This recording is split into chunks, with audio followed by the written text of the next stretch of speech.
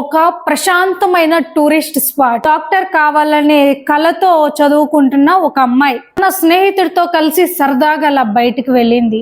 కొన్ని నిమిషాల్లోనే తన జీవితాన్ని మార్చేసే దారుణ ఘటన అయితే జరిగింది. అసలు చిత్రాకుట్లో ఏం జరిగింది, నిందితులు ఎవరు, పోలీసులు ఏం చేశారు, ఇప్పుడు అన్ని వివరాలు మనం ఈ వీడియోలో తెలుసుకుందాము. ఈ ఘటన ఉత్తరప్రదేశ్లోని చిత్రాకూట్ జిల్లాలో ఉన్న దేవాంగన వ్యాలీ అనే ప్రాంతం వద్ద అయితే జరిగింది.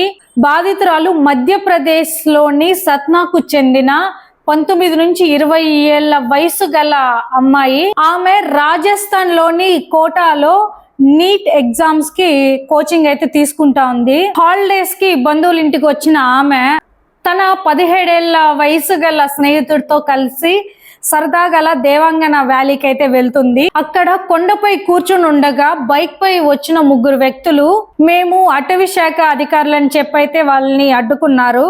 పోలీసుల ప్రకారం వారు అక్కడ కూడా ఉన్న ఒక అబ్బాయిని అయితే అదుపులోకి తీసుకుని కట్టేసి ఆ అమ్మాయిపై అత్యాచారం చేసినట్లు ఆరోపణలు అయితే ఉన్నాయి. తర్వాత అక్కడ నుంచి అయితే వాళ్ళు వెళ్ళిపోయారు.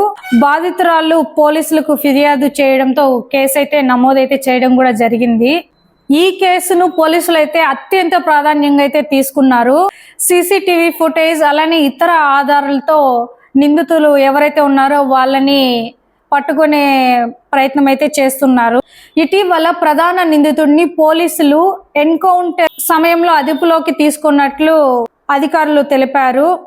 ఆ ఆపరేషన్ లో ఒక పోలీస్ సిబ్బందికి కూడా గాయాలయ్యాయి.